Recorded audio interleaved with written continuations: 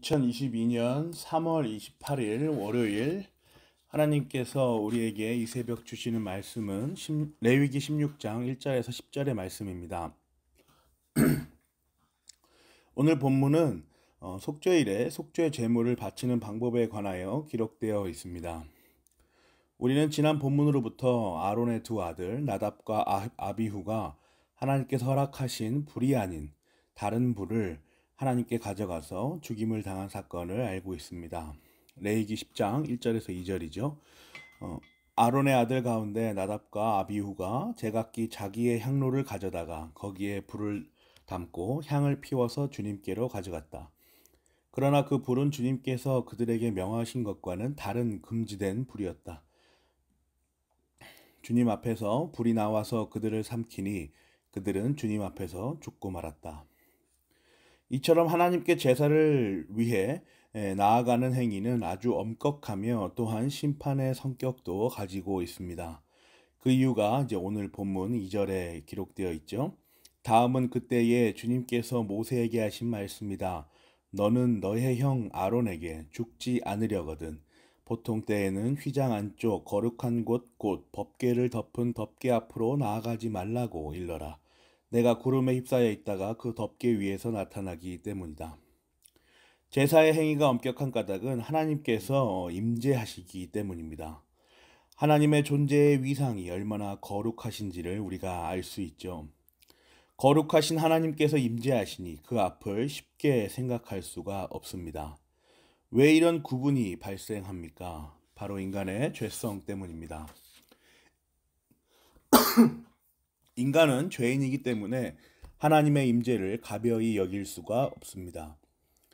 하나님의 공의가 그 죄를 가만히 내버려 두지 않기 때문입니다.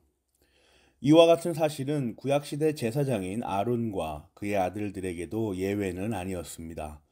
하나님께로부터 허락되지 않은 불을 들고 하나님께로 나아가다 죽음을 맞이하였습니다.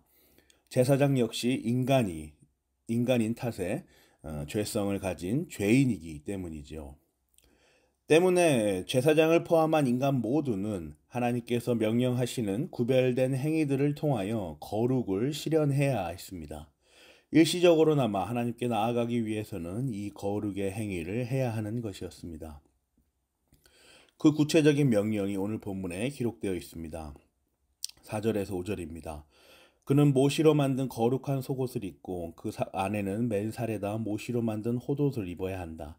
모시로 만든 띠를 띠고 모시로 만든 관을 써야 한다. 이것들이 모여서 거룩한 옷 한 벌이 된다.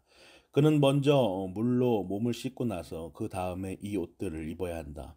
그런 다음에야 그는 이스라엘 자손의 회중이 속죄 제물로 바치는 순염소 2마리와 번제물로 바치는 순양 1마리를 받을 수 있다. 거룩한 속옷과 모시 호옷으로 이루어진 거룩한 옷 한 벌, 그리고 몸을 정결하게 해야 하며 회중이 속죄 제물로 바치는 순염소 2마리와 번제물로 바치는 순양 1마리. 이것들이 바로 하나님께 나아가기 위한 거룩의 행위입니다. 거룩을 입혀 죄인을 자신의 공의로부터 지켜내려는 하나님의 의지인 것입니다. 그런데 오늘 본문에는 한 가지 제사의 양식이 더 기록되어 있습니다. 3절입니다. 아론이 거룩한 곳으로 들어가려고 할 때에는 다음과 같이 하여야 한다. 소떼 가운데서 수송아지 1마리를 골라서 속죄 제물로, 순양 1마리를 번제물로 바쳐야 한다.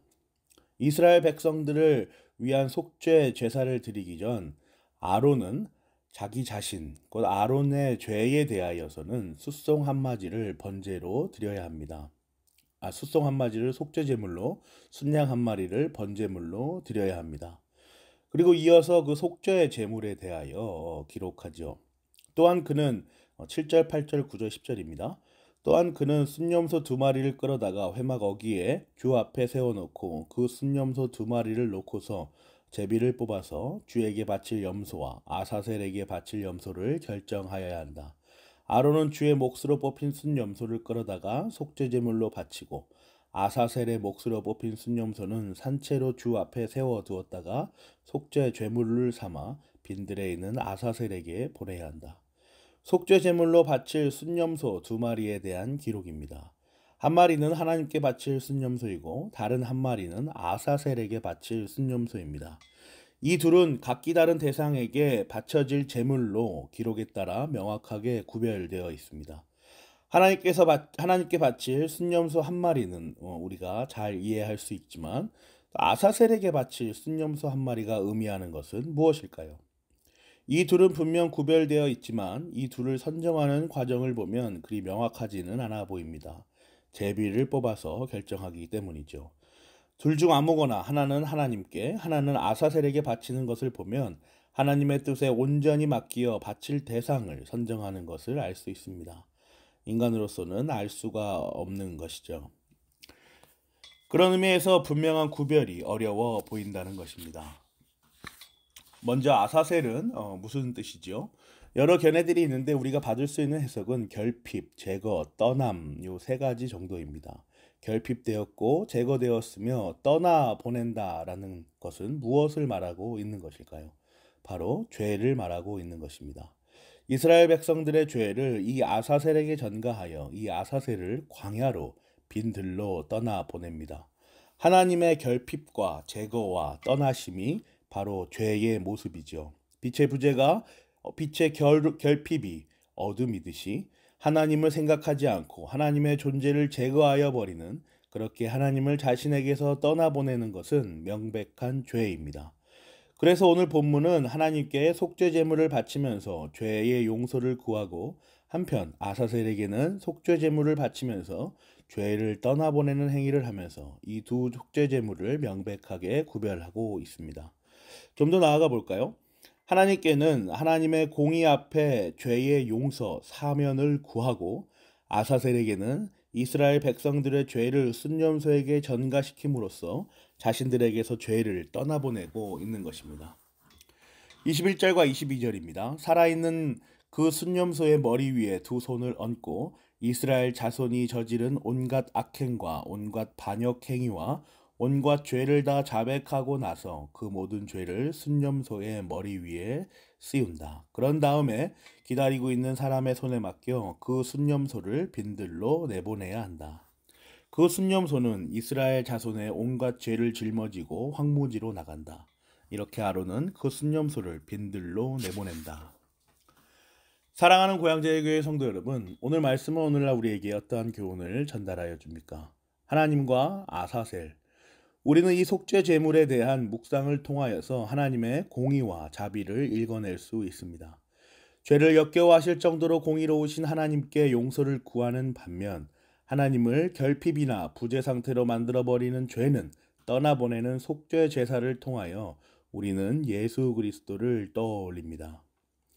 우리의 모든 죄를 짊어지고 고난의 길로 자처하여 가신 예수님처럼 오늘 본문의 순염소는 이스라엘 백성들의 온갖 죄를 다 짊어지고 고난의 장소인 빈들 곧 광야로 떠나갑니다. 속죄 제사를 통하여서 하나님께서 하나님의 공의로우심과 자비로우심을 보이십니다.